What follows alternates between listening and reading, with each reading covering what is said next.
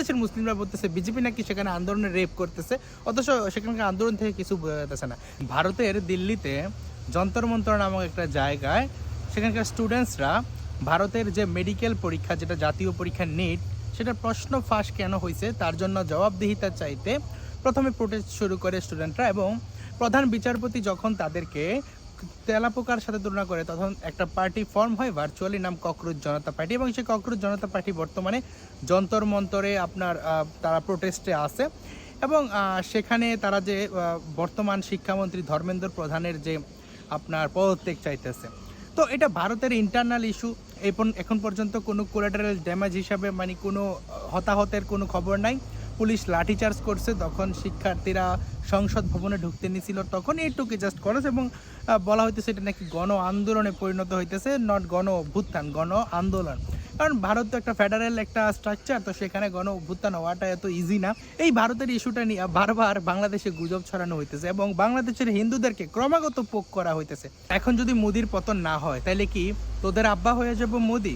ধরেন তোদের তো আব্বার অভাব নাই, কারো পাকিস্তান আব্বা, কারো চীন আব্বা, কখনো অন্য দেশ আব্বা হয়ে যায়। এখানে হ্যাঁ অনেক বড় একটা প্রোটেস্ট হইতেছে এবং এটা নিয়ে একটা ডায়লগ হবে পরবর্তী সময়। আমি জানি না কি হবে, পতন হবে না হবে এটা আমি কিছু জানি না, কিন্তু কথাটা হলো যখন এখানে ক্রমাগতভাবে বাংলাদেশের হিন্দুদেরকে পোক করা হবে, এবং সবচেয়ে যেটা গুরুত্বপূর্ণ বিষয়, যখন ককরোচদের যে আন্দোলন সেখানে হিন্দু ধর্মকে ছোট করা হবে, তখন অবশ্যই আমাদের কথা বলা উচিত। তারা নাকি হনুমান মন্দির আক্রমণ করছে, যদিও আমি সত্যমিতে যাই না, এটা বলছি যে জাস্ট অভিযোগ। এবং বলা হয়েছে যে রামকে অপমান করছে, সেটা আমি দেখছি যে সেখানে রামের বাদ চলবে না, এবং সেখানে ধরেন এটা হইতেছে স্টুডেন্টদের রাখা আন্দোলন, যে স্টুডেন্টদের তারা রাইট চায়, কিন্তু সেখানে মনুবাদ, ব্রাহ্মণ্যবাদ এই জিনিসগুলো আইন না আসলে হিন্দু ধর্মকে কেন টার্গেট করা হইতেছে? সেখানে বলা হইতেছে এখানে রামের নাম চলবে না, কিন্তু আরেকজন গান গাইতেছে নাম লেগা আল্লাহ কা।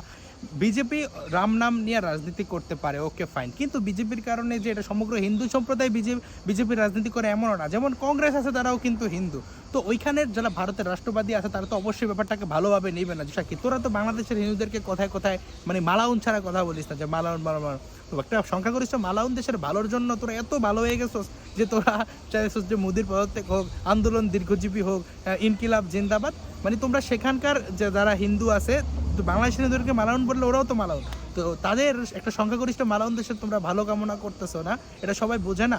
মানে হ্যাঁ, কাকের মুখে কুকিলের সুর। মাসুদ সাইদি মানে যে সাইদির ছেলে, সে সহ গুজব ছড়াইতেছে পাকিস্তানের ভিডিও দিয়ে এখানে নাকি ভারতের নির্যাতন করা হইতেছে। বাংলাদেশের মুসলিমরা বলতেছে বিজেপি নাকি সেখানে আন্দোলনে রেপ করতেছে, অথচ সেখানকার আন্দোলন থেকে কিছু বোঝা যাচ্ছে না। যেমন পশ্চিমবঙ্গের নির্বাচন পরবর্তী সময়ে বাংলাদেশের যে মিডিয়া আছে তারা বলে বেড়েছিল পশ্চিমবঙ্গে নাকি কোটি কোটি মুসলিমকে হত্যা করা হয়েছে, দেখা গেছে একজন তৃণমূল মুসলিম কর্মী মাত্র নিহত হয়েছে, সে জায়গায় বিজেপির কর্মী আরও বেশি নিহত হয়েছে তারা জিতার পরে। মানে এই ধরনের গুজব তারা অলওয়েজ ছড়াই আসে। ওই 1964 সালে কোথায় নবীর চুল চুরি হয়েছে কাশ্মীরে, সেটা নিয়ে বাংলাদেশের হিন্দুদের উপর খুলনায় আক্রমণ করে, সেগুলো সবই আক্রমণের একটা প্লট সাজানোর চেষ্টা আর কি। ভারতের সরকার পতন হোক বা না হোক, এটা কোনো কিছু আমাদের হাতে না। অ্যাজ এ বাংলাদেশি হিন্দু হিসেবে আমাদের সবচেয়ে প্রয়োজনীয় যেটা নিজের ঐক্যবদ্ধ থাকা, নিজের সমাজকে সুরক্ষিত করতে কাজ করে যাওয়া।